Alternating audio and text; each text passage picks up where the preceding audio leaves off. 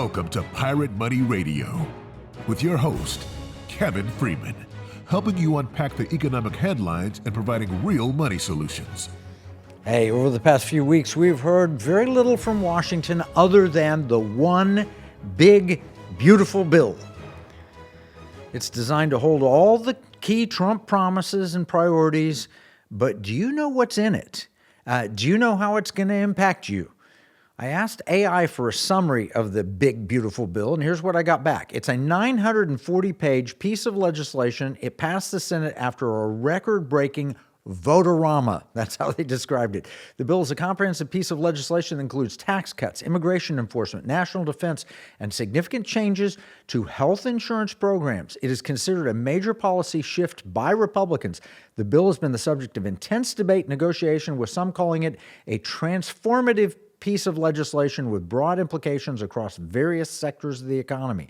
The bill's large size and the speed with which it was assembled have raised concerns about the details and potential unintended consequences, with some experts suggesting that there are many details left to sift through. Look, whenever you pull together 940 pages of something and you don't know what's in it, you have to pass it so you can find out what's in it. It's a little scary. We've been down that road before. I've seen that movie. It sometimes doesn't turn out so well. But your thoughts of whether or not you like it are dependent on whether you consider yourself a Democrat or Republican. But there are a number of small government people with specific opinions as well. I thought we could walk through it today, acknowledging the good, the bad, the ugly, and what we as believers could consider doing to help our family and community based on this bill. And joining me today is one of my dear friends and the co-host of Pirate Money Radio, the great Mike Carter, also known as The Voice. The Voice. Or does that mean I have to read the big, beautiful bill today, all 940 pages? Yep. You got to talk fast. If only Schumer had me, I think they would have enjoyed it more. Yeah. Well, welcome, Mike, back to Pirate Money Radio. It's been a couple of weeks since President Trump signed the one big, beautiful bill into law. I thought we could walk through some of those 940 pages and see what's interesting, what could impact our lives. Are you ready to nerd out in politics? I am, and what I did see is it's kind of cool. There's a lot of these executive orders that have been kind of codified into law in this budget, and I don't know. I think it's a little bit refreshing. We heard Nancy Pelosi. You have to pass it to understand what's there. I guess this is bipartisan approach to some of that. Although I think they did read it. To their credit, they did read it before they passed it. So it looks like there's some good things here. I'm kind of excited about it. Although, as we continue to talk about that debt and it continues to climb, I'm afraid that our chart just jumped up a couple trillion more. Well, we'll talk about that. So where do we start? Maybe we should start with an overview, and we'll do that, and then get into some specifics that impact the day-to-day lives of our listeners. Then we'll wrap with whether or not this bill kept the president's promises. First off, there's no bill that's 940 pages that doesn't have some problems in it, because you have to make these horse trade deals. And sometimes, it's like, oh yeah, I'll let you do that, but I want this. And compromises and those things happen. And we see it at the state level, transactional gold. I mean, it's not always about that. It's like, you do this, then we'll help you with that. We walk in pure, and then they add, well, we want to throw this on it and so forth. This did get settled along party lines primarily, and the president applied enormous pressure to see it pass. In the Senate, I think it was an exact tie, and then the vice president had to vote to make it happen. All right, let's start with the scoring. One of the things that they do in Washington is they score a bill. Is this going to make it the debt go up or go down? What does the scoring look like? And there is a Congressional Budget Office that does that. But here's the Committee for a Responsible Federal Budget, and they scored, and what they said, let's see, House of Representatives Fiscal Year Reconciliation Bill. Reconciliation, that's important, because to get it through the Senate without a filibuster, you have to stick it in this package at the end, which makes it expand and bit bigger. The one big beautiful bill would add $2.4 trillion to primary deficits over the coming decade, adding $3 trillion to the debt, including interest. If its temporary provisions are extended without offsets, we estimate it would add $5 trillion to the debt, including interest. Now, that doesn't sound very good to me. Not on top of the 37 we're at now. That's a little bit scary. Well, what are the CBO? I'm always curious. The CBO, they're never accurate at anything. What do they have? The CBO is even worse, and they tell us that it's going to add dramatically to the deficit. But our friend Rod Martin has written in his Substack, The Unreported Economic Boom and Why Elon is Wrong About the Big Beautiful Bill. Whoa, Rod Martin just said Elon Musk was wrong about something. He used to work with him.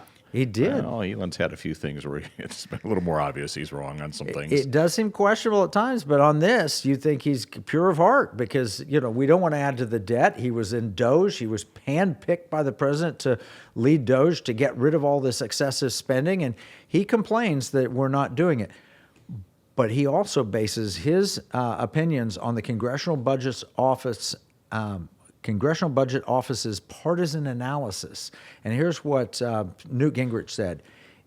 Always asserts that tax cuts will not create economic growth on which higher tax revenues will be collected, yet this is always proved wrong. In fact, in the 1990s budgets the CBO promised us would balloon the deficit actually produced budget surpluses and briefly a paying down of the national debt. Now that's important. Newt Gingrich led that Republican contract with America. Well, we saw that there. I saw a little bit of that during the Reagan era. So history has proven that could be true. Yeah, and so Rod's assertion is that the big beautiful bill is going to actually lower the debt and deficit because it's going to spark so much economic growth. In fact, he quotes the Atlanta Fed's GDP Now model, projecting second quarter growth at 4.6% annualized. Capital investment jumped from 5.1% to 8.8%, a massive spike in business confidence. If this thing passes and the American people embrace it, and there are a lot of provisions for them to embrace, we could actually see an economic boom that would more than pay for the spending and tax cuts and everything else. That would be one big, beautiful bill. That would be one big, yeah, absolutely. And so Rod goes on and says, even at a lower pace, Kevin Hassett projects 3% growth. The White House budget's going to project at least 2.7% growth, even at the lower pace, which is a big improvement over Biden. You know Kevin, he's a pretty credible guy. That's encouraging to hear. Kevin Hassett might be our next head of the Fed. Yeah. Wow. And he did, yes, shameless plug, he did endorse my book, Secret Weapon, wrote a nice note, and I've seen him in recent years, and he remembers. Yeah, he does. I mean, I've seen him before, and he's talked about you, and great to hear that he might be in that Fed position. That's would probably be good for the economy as well. Somebody else that's being considered is Judy Shelton. And I was been reaching out and some of the stuff we're working on here. Talking to her yesterday. We'll have her on our Economic War Room show coming up. Bottom line is we ought to be able to pay down the debt.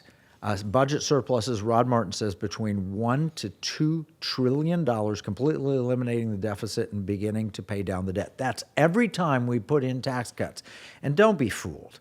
They're saying tax cuts for billionaires and we're firing all these people. No, we're closing loopholes, cutting out waste, and the tax cuts. How many billionaires get tips waiting tables? Yeah. And I was at a restaurant the other day, and you could either pay up with my credit card or I could pay for and might leave my tips in cash. And I was kind of like, sometimes I like to leave the tips in cash. I was like, I think that law is coming into effect sometime where it won't matter. And the gal's like, yes, I think it happens in September. I think she said September, but she was like tracking it. Yep. It's going to make a difference to her. Yep. Well, there are some other things in here. There's $5,000 tax cut for American families, increase the child tax credit to $2,500 per family, exempt tips and overtime from taxation, increase take-home pay up to $13,300 per worker, expand small business deduction to 23%, helping millions of Main Street employers, lets Americans fully deduct car loan interest if the vehicle is American-made, thus incentivizing the purchase of American cars. I like that one. I think that's easier for me to pull off than convincing my wife to have another kid for the $2,500 credit. Yeah, there's a point at which the car seems more appropriate to bring into the household. Grandkids, though. There you are. We could take the grandkids. All right, that's just on the tax side. We have a lot more to cover on the big, beautiful bill, but don't be misled. This is not a gift to billionaires.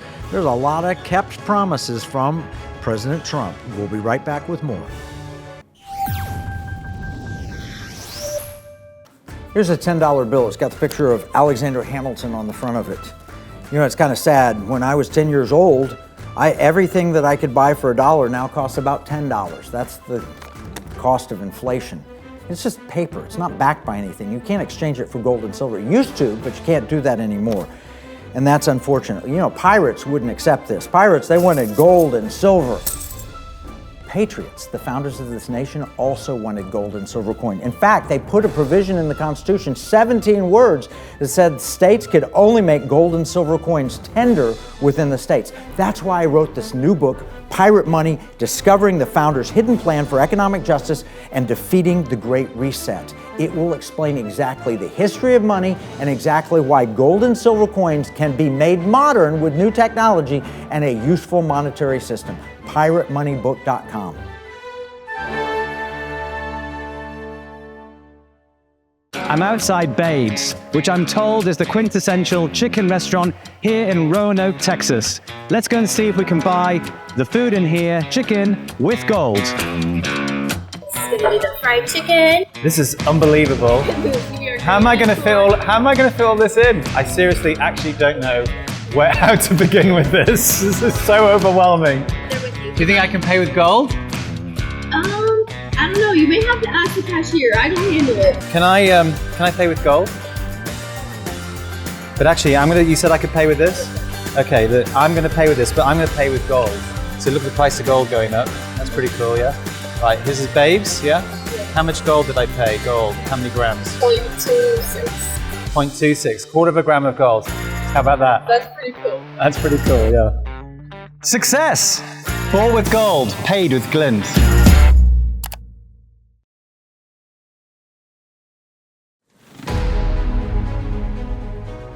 Welcome back to Pirate Money Radio with your host, Kevin Freeman. Yeah, we're talking to Mike Carter here. We're talking about the one big beautiful bill. And the claim is that billionaires are benefiting from it and they love it. And the average working person is not getting any benefits. Well, we talked about no taxes on tips. We talked about child care deductions, increasing the take-home pay per worker. We're talking about interest for lower. You at some point you lose this interest deduction if you buy an American car, but if you can afford to pay cash, you probably don't need. Right, that sounds fair. It is, and then yet it's also, and this is what President Trump says Elon Musk is complaining about. It removes Green New Deal subsidies, mandates, and so forth. Wait a minute. So we have a billionaire complaining about it, Elon Musk, because he's presumably, and I want to give Elon more credit than that. Maybe it's, he seems to care about this country, and I really appreciate a lot of things that he's done.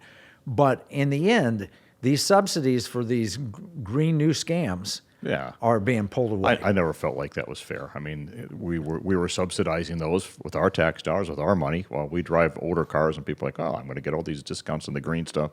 And I understand Elon. I mean, it's a pocketbook issue for him, and he's got a big company, and he wants to get what he can get and his fair share of that. But that, again, sounds kind of fair and balanced to me. We stepped way too far, and we had all this inflation because of this Green New Deal, which extended all those things. This is getting us back on course. I remember the original oil baron himself, T. Boone Pickens. If you wanted Dallas and you wanted J.R. Ewing, it would be T. Boone Pickens, right? Yeah. And yet, because there were all these subsidies for wind, he went out and put an enormous amount of money into West Texas wind and benefited from it. Did he think that would provide safe, ongoing, reliable energy? I don't think so. I think he's trying to increase his oil consumption, because we talked about that in one of our previous episodes there, the amount of oil just to keep those windmills running.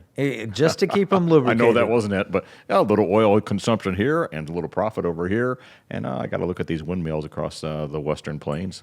And so that would be benefiting billionaires when you have those big, when they have the Green New Deal mandates. What does that include? That includes you have to go in your house and change all your light bulbs out and put in a different kind of light bulb. Oh, you can't buy a gas-powered appliance. It's got to be an electric-powered. All of those things President Trump got rid of, which is going to lower the cost of appliances. I like it. That sounds like freedom. Yeah. We need that Danny Grego song, Freedom, there. It's happening. Yeah, exactly. Listen there. Yeah, we love freedom here, and we love Danny Grego, but So what this is not doing is benefiting billionaires. Billionaires will have to reshuffle, and they'll make new investments based on the one big beautiful bill, and they'll find a way to make money. But it is bringing freedom to average Americans. It's letting them keep more of their money. It's ending taxpayer-funded sex changes. It's modernizing air traffic control. It funds the president's Golden Dome missile and drone defense. And it includes the largest mandatory spending cuts in history, almost $1.7 trillion. So don't buy all of the things that you're being told in the media, that this is just to benefit billionaires and people are getting fired. Our government has become over-bloated, and it's at our expense. And every time you hire a regulator, you lose about 100 private sector jobs. Yeah. And there's a big risk if this didn't pass, just what the tax increase that we'd all be paying. They were going to repeal that. And I think I heard that was anywhere from $4,500 to $6,000 a family. That's a lot of money. Yeah, no, if they let those expire, so it had to get passed. Yeah. We couldn't have, and so the hard thing for the opposition, those who are Trump derangement syndrome types to understand, is that his first tax cut did not go primarily to the rich like they claimed, and it did not increase the deficit. It actually increased the revenues. Mm-hmm. That wasn't the problem. Spending was the problem. Yeah. COVID was the problem. Yeah, COVID was huge. And if you want to attack President Trump on anything, don't attack him on tax cuts. You ought to attack him on too much spending. That might be the issue, but not on tax cuts. So I think the Congressional Budget Office, and look, here's some examples of where they've been wrong. They said on Obamacare, 25 million people will enroll in Obamacare plans. That was their projection. And guess what? Enrollment of roughly 12 million, or less than 50%, was the reality. They said in 2023, spending and revenues, they projected relatively stable deficit for 2023. They underestimated the deficit that 1 year alone by over $1 trillion. And they claimed the Inflation Reduction Act would lower inflation and that it would be $58.1 billion in savings through their static scoring. The reality was they added $428 billion in new debt. So the bottom line. How many accounting practices would still be in business if they were that far off in their projections in the private sector? Impossible. Well, unless you wanted to hire one to support your beliefs, Yeah. which is what the Democrats have done in the Congressional Budget Office. It's controlled by Democrats, and they use static scoring. So they say, here's static scoring. I'm the government, and I'm taxing you, $10,000 a year, Mike. And if I were to give you a $1,000 tax cut, then I will only have $9,000 to spend. What they don't take into account is what you're going to do with that tax cut. If you're going to go, when you get that savings, or you're going to go buy something, you're going to pay down debt, it's going to have an impact throughout the economy. That's dynamic scoring. If you grow the economy by tax cuts, and this is Art Laffer. I mean, I met Art Laffer in the 70s. There's a point at which if you tax 100% of income, 100%, nobody's going to produce any income. Yeah. But if you tax 0%, you're not going to get any income because there's 0% tax. So you have 0% of revenue on both zero tax and 100% each in. And then there's a curve. And there's a point at which taxes below a certain level actually increases your revenues. Mm-hmm. So it's pretty simple. And it's about that velocity of money. And if we can get the velocity of money, that's the key to the economy, closing wealth gaps and everything else. And you know what we need to need to have less spending and more saving and investment. And this big, beautiful bill is geared towards more saving and investment and less consumer spending. Here, we've been sold as suckers. Remember President Bush. Let's be bipartisan here. President Bush comes out and says, we're in a war on terror. We just had, 9/11 happen, and we got to get a good strategery and fight this war on terror. And he comes out and says, so what do we do, Mr. President? Go out and spend some money. Go shopping. Yep.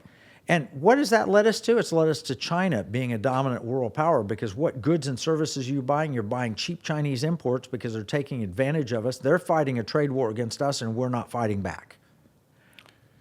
Well, I just hope that within this bill, they've got. I didn't see anything about transactional gold and capital gains tax yet, but is that going to be the next legislation, the next bill? You know, we're going to get to that. Absolutely. That is on our agenda, and you can help us with this. We're going to have a whole plan. We're going to go to get you cannot tax money. That's immoral to tax money simply to maintain its purchasing power. You're just stealing from people by inflation. So we need to address that. Which is happening. Even if we're at 2%, they're happy now that we're kind of at that 2% inflation, 2.5% inflation, but you realize that's 2% less money I'm making this year. Every year. Next year, another 2%. And under the last administration, over the last 4 years, what was it, like 30%? We lost 25%, I think, during the Biden years. All right, sometimes it all comes down to money. There are only three things you can do with your money. You can give it, you can spend it, you can invest it. Here at Pirate Money Radio, we work to explain solutions that support all three areas in a way that promotes liberty, security, and values. Patriot Mobile, a mobile phone company, supports the Pirate Money Radio program. Patriot Mobile uses U.S. carriers, including AT&T, Verizon, and T-Mobile, and operates on both Apple and Android phones. More information about the Economic War Room and Patriot Mobile is available at piratemoneyradio.com/AFR. That's piratemoneyradio.com/AFR. Now, the big, beautiful bill, a lot of that's about money. It's going to impact the economy. We know how it's going to impact Elon Musk, but how will it impact you? How will it impact your family? Will it bring new inflation? Will you benefit from any of the tax breaks? Or are these only for billionaires, as you've been told? House Ways and Means Committee did an analysis that I got through Heritage Foundation, actually, and it looks pretty good. Have you looked at any of that analysis, the background of the one big, beautiful bill? I'm a little behind on my analysis work, Kevin. All right. Well, I put I'm it hoping in your there's some show big, notes. beautiful things, though. I put it in the show notes. If you look at it, background on the one big, beautiful bill, the typical family will get up to $10,900 in additional take-home pay.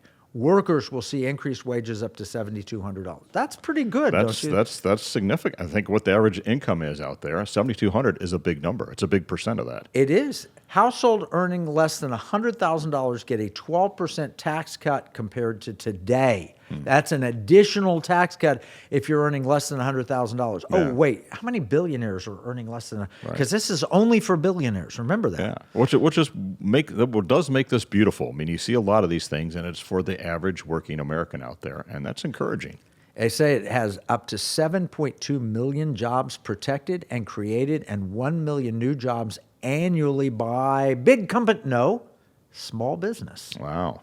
You've been a small businessman. I've been most a small of your business life. guy and big corporations for probably half of my career, but not anymore. I'm getting a little older. It's getting to be a smaller percent. But I would much rather have the small business, the entrepreneurialism, the productivity versus the big corporation. Which values do you think, small business or big business, most reflect the America we'd love to see? It's definitely the American dream and the entrepreneur that says, hey, I want to make a difference out there, and I want to build something, and I want to.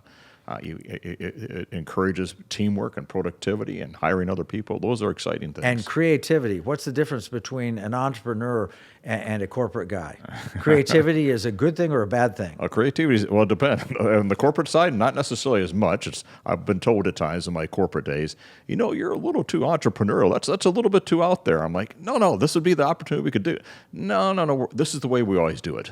And that's where you see big companies get taken over by smaller, big ideas coming up. Well, we're both old enough to remember when Amazon was a tiny startup where you could go buy books. Yeah, they kept losing money and had no business plan. Yeah, and now Amazon, Walmart couldn't enter that business. Barnes & Noble couldn't enter that business. And then Amazon has become a behemoth company as a result. Now you even get your entertainment from Amazon. You get your books, you get groceries, they just about have everything. But guess what? Now they're big business, and there are smart entrepreneurs out there, small business, that it's going to take their market share as long as we allow that by lowering regulations and giving economic opportunities, tax incentives, and so forth. Big ideas, big, beautiful bill. I think that's what I hear you saying. Yep. All right. So I'll just cover a couple of other things. No tax on tips, no tax on overtime pay, car loan interest, and so forth. It starts building financial security. And here's an exciting one we'll talk about after the break.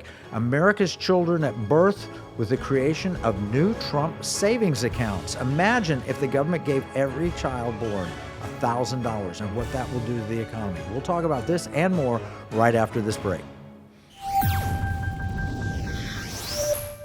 In uncertain times, finding stability in the economy can feel challenging. But what if you could navigate economic volatility while honoring your biblical values? At Timothy Plan, they believe this balance is possible.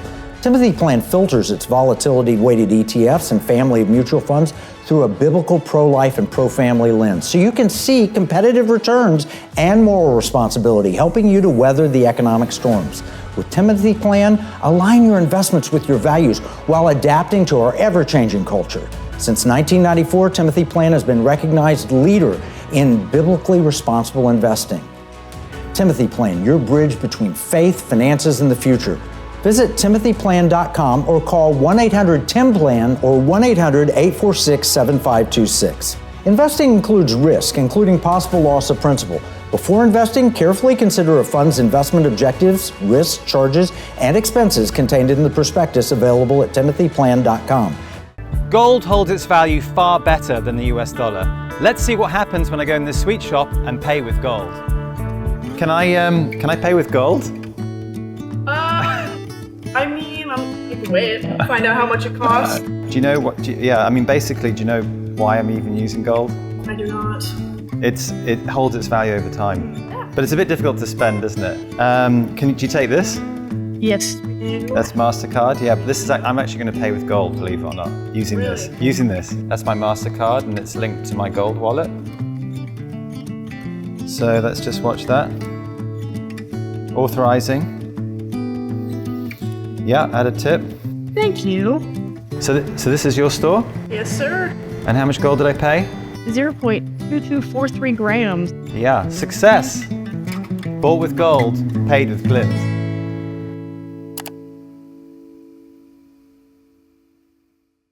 Pirate Money Radio, helping you give, spend, and invest in ways that align with liberty, security, and values. Welcome back with your host, Kevin Freeman. I'm talking with the great Mike Carter, the voice of Pirate Money Radio. Mike, hey, we're looking through the one big, beautiful bill, all 940 pages, trying to dissect what's in here. I saw that it locks in and further boosts the doubled child tax credit to $2,200 for more than 40 million American families. What does that do if you get that much tax? That's tax credit, right? That's not just a deduction. That's tax credit. So you're a American family. You're on a modest income. Does that make a difference? It makes a significant difference, and to a significant amount of the population. That's big.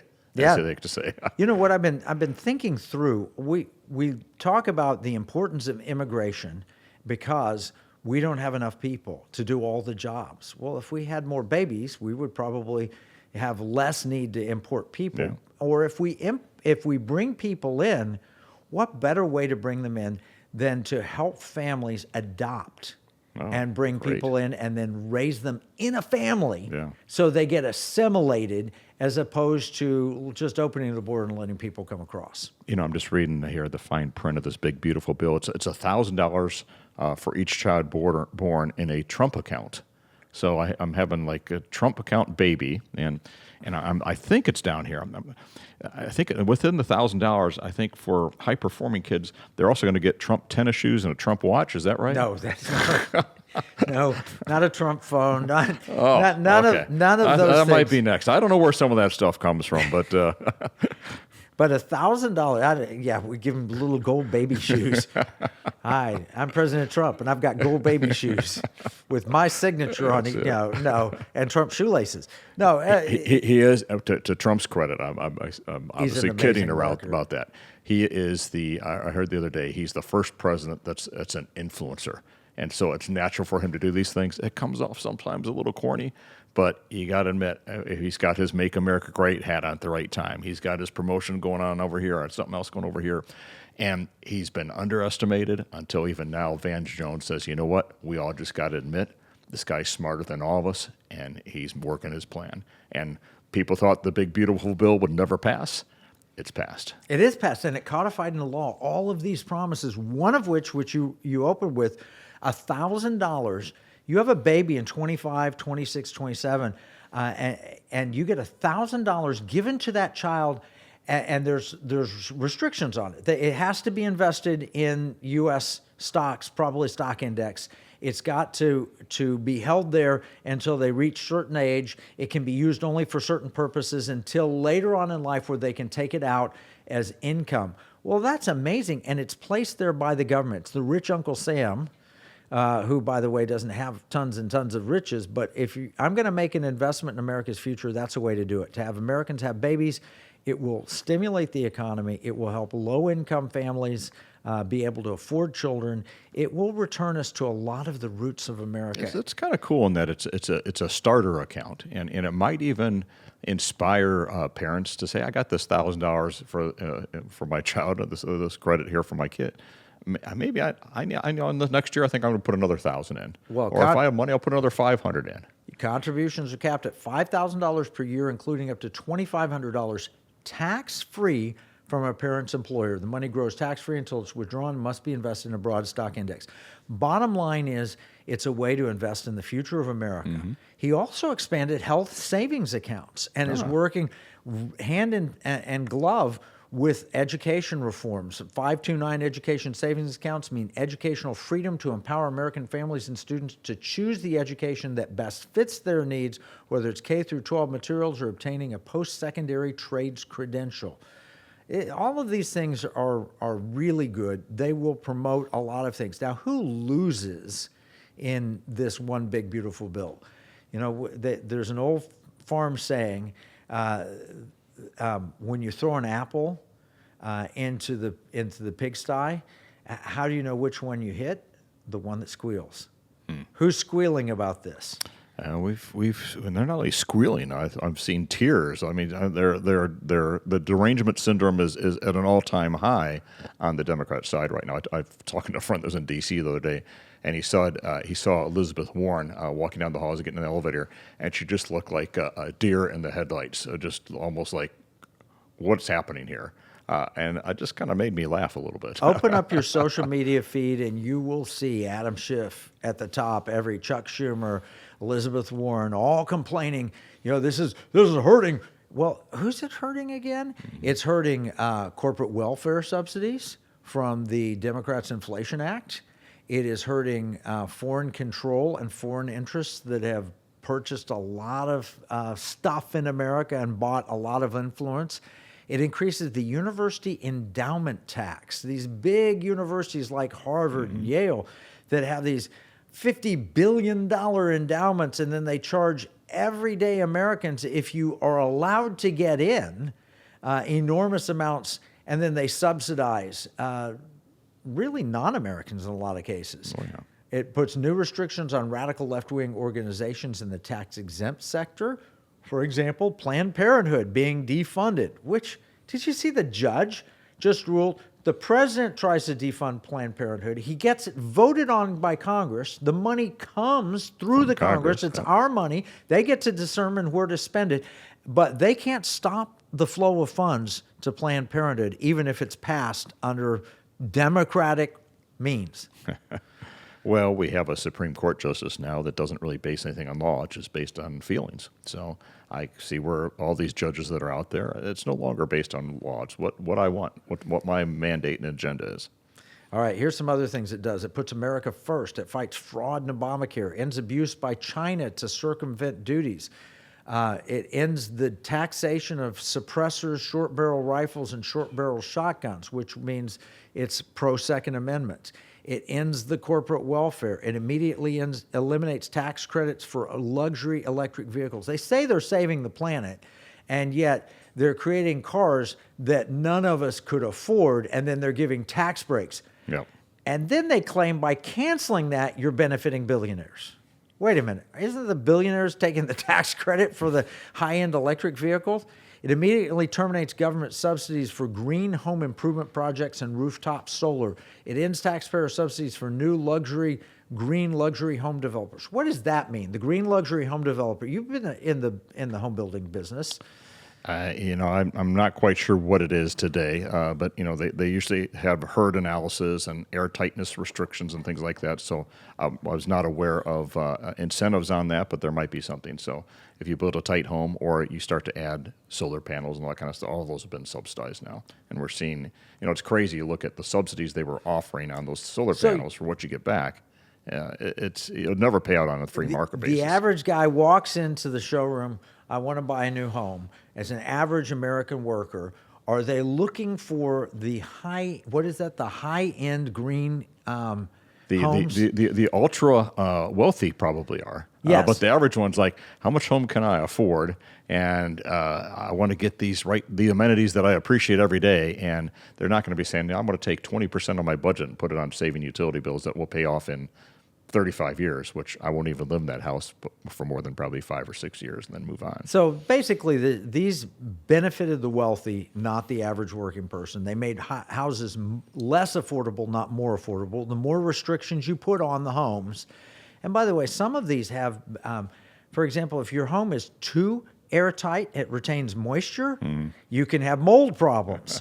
Or if you mandate that the appliances are of a certain level, they've got more computers in them, they break down, can't be repaired, have to be replaced, so they're really not green. They're just manufacturing benefits, right, to people making. So all of these things that they claim, this is only to help billionaires, it's absolutely not true. It's absolutely not the case. And the average American people, shouldn't the free market determine? I want a home that's safe, don't get me wrong. But they're talking about far beyond making sure it's engineered properly. Wouldn't it be great if these type of topics, well, maybe not, because then we wouldn't have an audience, but you don't hear about this in most media out there. All the details that we're breaking out here and what it really means and what's really in it. Instead, you just hear the talking points, the sound bites that the narratives won out there. But I'm excited as we get more and more into this. There's some legitimate claims within the big, beautiful bill that probably give it that beautiful bill piece, other than that debt that I don't like. But hopefully we can grow out of that. Oh, yeah. No, this is benefiting the average person, and nobody's talking about it. We don't hear it.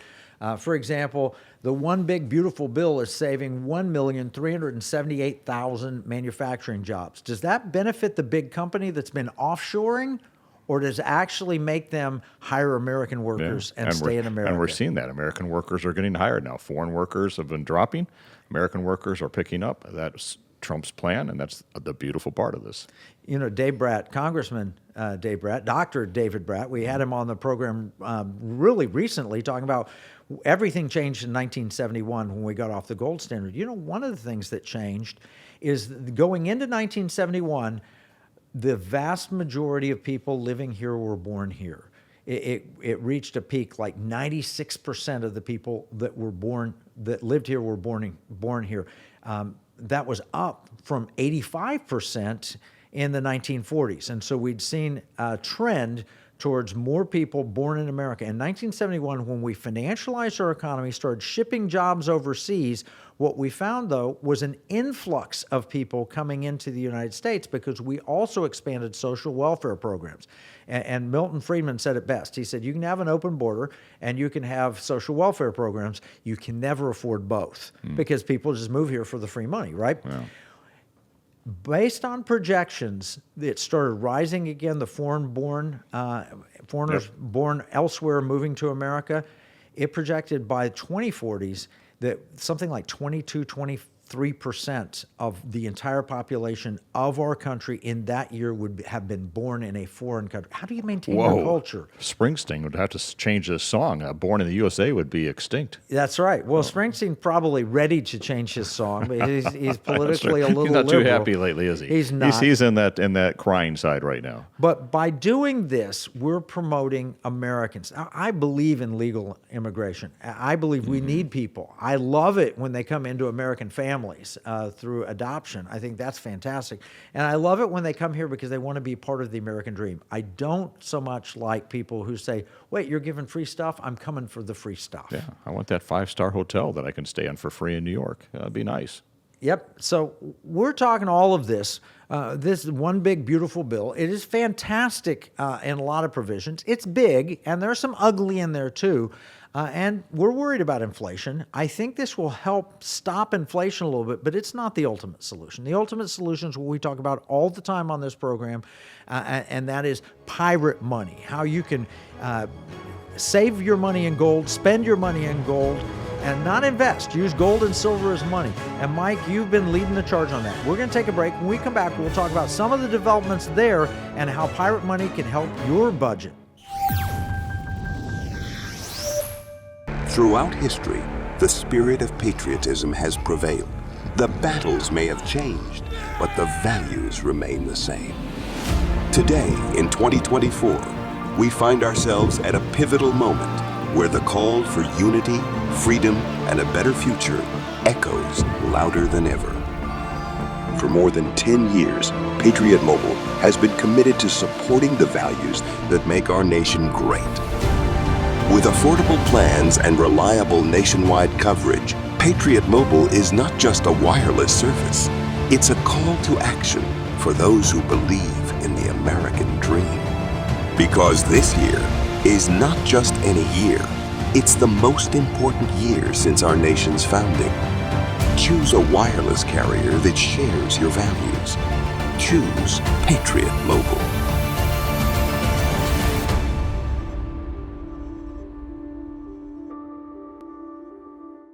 Washington said paper money opens the door to every species of fraud and injustice. Jefferson said paper is poverty. Hamilton said to emit an unfunded paper as the sign of value ought not to continue a formal part of the Constitution. The founders hated paper money, so they put a pirate money clause in the Constitution for our state to use. Learn more at transactionalgold.com. Pirate Money Radio, helping you give, spend, and invest in ways that align with liberty, security, and values. Welcome back with your host, Kevin Freeman. Yeah, and just before the break, we were talking about pirate money. This is Pirate Money Radio, and the ability to own, hold, and spend gold or silver as money. That's something we passed as legislation in 5 states this session, and something we've been working on for 2 years since the release of my book, Pirate Money. Mike, you've been leading a lot of that charge. You can explain how this can benefit American workers once it's fully implemented? Like if you get a portion of your paycheck at the option in gold or silver, vaulted for you, protected, and spendable with a debit card, totally optional. Working with employers in those 5 states could make it possible and might be in 25 states. Yeah, it's exciting. You know, support for this program comes from Glint, a financial technology service offering debit card and mobile app that enable users to access their gold holdings for everyday purchases. With Glint, users maintain ownership of allocated physical gold, which is stored in a managed vault. At the time of transaction, gold is sold in real time to cover the purchase amount in local currency. Glint offers an alternative way to store and use the value, combining gold and silver with modern payment infrastructure. Gold clients can monitor their gold balance, view transaction history, and manage their account through the Glint app, available on major mobile platforms. More details about how vaulted physical gold can be used as money are available at glintpay.com/gold247. Again, that's glintpay.com/gold247. Glint, providing access to gold for modern spending. You know, and that's just one of the ways that that you can utilize. I'm sure other providers will come along, but I think pirate money is one real way to help real American families. And I'm really pleased to see the one big beautiful bill pass and then read it and see all these provisions that will help American families. And one of the provisions, it's going to fuel America's economic growth. I just looking down here on the summary from the House Ways and Means Committee, permanently extends key Trump economic tax policies. You know, the Trump economy was doing really well until COVID hit. Yes, it was. Did you feel it? Everybody's like, there's a boom. And like, it seems as if the president's enemies were like, oh my gosh, if we don't stop it right now, we're going to have an economic boom and we'll never be able to stop it. Well, this puts us back to where we were. Permanent, 100% immediate expensing if you're a business. Currently, businesses can only use 40% expensing for 2025 and 20% for 2026. That was before this passed. It puts it back to where if you expense something, you can write it off right then, which is going to encourage capital expenses. Yeah. And larger capital expenses, which should be good for the economy. Yep, permanent, immediate, expensive for research and development in the U.S. Now, for years, bipartisan economists would say, we need more R&D in America. So Trump says, look, if you're going to spend money on R&D in the one big beautiful bill, you get to write it off. You get to expense it. Well, shouldn't that increase R&D? Yeah. Yeah, and I love the idea of being able to increase R&D not only in the universities but in the different sectors out there. Yep, companies doing it. Permanent deduction for interest expenses. Medium-sized manufacturers cannot raise capital from equity markets and often must borrow. If you have to borrow, you ought to be able to deduct that interest. Permanent small business deduction makes permanent the 20% small business deduction for 30 million American small businesses. That's important because a lot of people have gotten laid off from their job. They take their package and what do? They start a small business. Yep. And then they run into regulations and taxes and everything else. We've got to simplify that. We need more entrepreneurs in America, not fewer entrepreneurs. And permanent key international tax reforms, which is fabulous. We need that. Incentives for Made in America, rewards new factories built in the USA, doubles immediate small business expensive, renews successful opportunity zone programs. You know, we've had Dr. Carson here in the Economic War Room. He helped build that opportunity zone program as a part of when he was at HUD. Yeah. And again, what a good thing for all of America. You're talking about areas with potential blight, no economic development, and bringing opportunity to the people that live there. That's exactly the type of economic policies we need. Yeah. Things that will help close the wealth gap, things that will give people hope. That's exciting. So if you're in an opportunity zone and maybe you've been struggling, there'll be new money, fresh money coming in, and the infrastructure will be built up, so you'll benefit. Mm-hmm. If you're wealthy and you want to look for a place to invest, instead of putting it in a foreign factory, you can put it in development in the U.S., building up these opportunity zones. It literally solves a lot of that wealth gap problem and gives everyone a chance to participate and benefit. So that's fantastic. It also reduces reporting burdens for small businesses and entrepreneurs. Oh, now we're talking. Yeah. When the tax day rolls around for you, whether you extend or whether you do it, it is so painful to think of all the reporting. And then you multiply that if you're a small business owner. Not only do you have to report for you personally, but you have to report all of your business. It's evil is what it is. Yeah. And big companies, they'll hire somebody as an accountant. They'll maybe have huge departments of accounting. But you as a small businessman, that comes on your time. It's not during the workday when you have to serve customers. That comes late at night and you're sitting there struggling. And you know if you mess up, you go to jail. Yeah. And it's the last thing you want to do, so you put it off till it's late at night, and you're just like, I just got to get it done. And then you're too tired to do it properly, and then you go to jail. No, we don't need to go to jail. And then you wait till the next day, and they say, well, maybe I'll do an extension because I'm too busy right now. And then the extension time comes up, and you're still too busy because you have your own business, but you got to get it done. And let's talk about what that own business is. The Democrats wanted to turn it into the gig economy to where you actually, if you're an Uber driver, oh my goodness, you're actually an employee of the Uber Corporation. No, I'm driving Uber so I can be an independent businessman. I bought my own car. I choose when I drive and when I don't drive. Oh, no, you're an employee and you should have health care benefits. I don't want the health care benefits. I can go get a job somewhere. I want the independence. Right. And once, it really is. It's a sea change. Here's economic benefits. Adds $950 billion on average to the gross domestic product every year. And that's the impact of the one big beautiful bill. Our GDP is going to rise substantially, about $1 trillion a year. That means our economy is going to grow remarkably. And here's an important one for our listeners here. It helps rural America. And a lot of our AFR listeners live in rural America with immediate tax relief to farmers, ranchers, and small business.